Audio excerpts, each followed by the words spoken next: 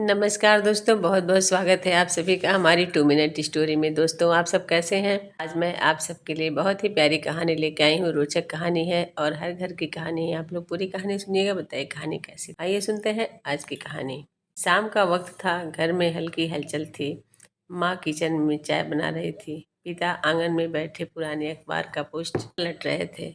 अचानक दरवाजे की घंटी बजी। माँ चौंकते हुए, अरे इस वक्त कौन आ गया? पिता धीमे स्वर में, देखो तो सही, शायद मकान मालिक होगा। माँ जल्दी से हाथ पोंछती हैं और दरवाज़ा खोलती हैं। दरवाज़ा खुलते ही सामने एक जाना पहचाना चेहरा देखकर माँ स्तब्ध रह जाती हैं। माँ आंखों में आंसू लिए, अरे! दरवाजे पर उनका पोता खड़ा था, बड़ी बड़ी आंखों में चमक लिए, दोनों हाथ फैलाए। माँ को समझ पाती इससे पहले ही पोता दौड़कर उनके गले लग जाता है। पोता, दादी मैं आ गया। माँ की आंखों में आंसू छलक पड़ते हैं। वो पोते को कसकर गले लगा लेती हैं। तभी पीछे से एक और आवाज़ आती है, बेटा बहू मुस्कुराते हुए, माँ हम भी आ गए। अखबार एक ओर रखकर धीरे धीरे उठते हैं। उनकी आंखों में आश्चर्य था बेटे बहू को देखकर। उनकी आंखें नम हो गईं, लेकिन वो अपनी भावनाओं को छिपाने की कोशिश करते रहे। पिता हल्की आवाज में, अचानक कैसे आ गया? कुछ बताया भी नहीं। बेटा बहू आगे बढ़कर पिता के पैर छूते हैं। पिता उनके सिर पर हाथ रखते हैं, लेकिन कुछ बोल नहीं पाते। उनकी आंखों में हजारों सवाल थे। कुछ हफ्ते पहले विदेश में बेटे के पास एक कॉल आता है। बेटा अपने ऑफिस में बैठा काम कर रहा था। अचानक उसका फोन बजा, देखा तो मकान मालिक का नंबर था। मकान मालिक, बेटा तुम्हारे घर से 2 महीने से किराया नहीं आया, कोई दिक्कत है क्या? बेटा कुछ सेकंड चुप रहा, फिर हल्का हंसते हुए बोलता है, बेटा अंकल किराया क्यों लेना, मकान ही दे दो ना। मकान मालिक हंसता है, लेकिन बेटे की आवाज़ में गंभीरता थी। मकान मालिक, हाँ हाँ, तू मजाक कर रहा है बेटा? बेटा बिल्कुल नहीं अंकल, मुझे मकान खरीदना है, चलिए बात करते हैं। इसके बाद कुछ ही हफ्ते में सौदा पक्का हो जाता है। बेटा घर को अपने पिता के नाम एग्रीमेंट करवा देता है, लेकिन उसने अपने माता पिता को कुछ नहीं बताया। वापस वर्तमान में बेटा जेब से एक लिफाफा निकाल कर पिता की ओर बढ़ाता है।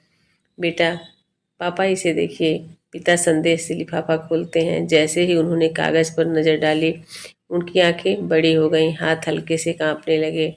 पिता हैरानी से, ये क्या है बेटा?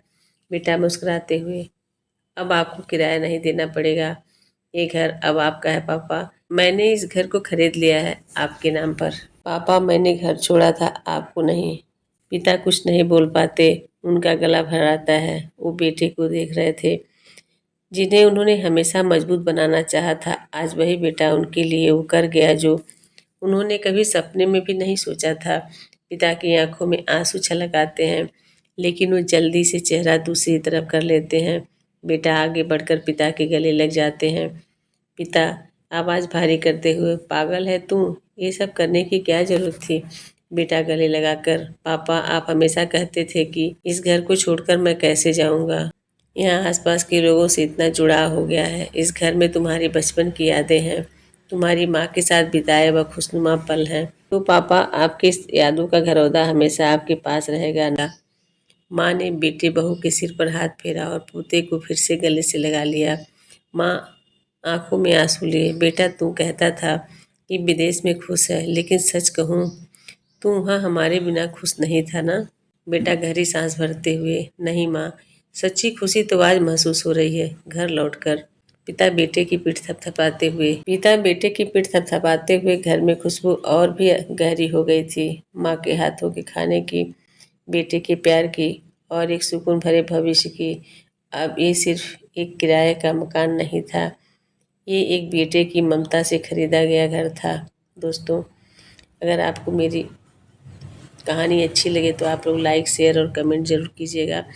आप लोगों को कैसा लगा कहानी? बेटे और पिता का संबंध कैसा होना चाहिए? एक बेटे का कर्तव्य क्या है? सब कुछ जो भी मुझे महसूस हुआ मैंने आपको इस कहानी में कह सुनाई है। अब आप लोग ही डिसाइड कीजिएगा कहानी कैसी लगी, और अच्छी लगी तो प्लीज़ शेयर कीजिएगा, और नए होइएगा तो मेरे चैनल को सब्सक्राइब जरूर कीजिएगा। थैंक यू सुनने के लिए। इन्हीं शब्दों के साथ आज बस यहीं तक, फिर मिलती है अगली कहानी में। तब तक के लिए आप सभी को नमस्कार।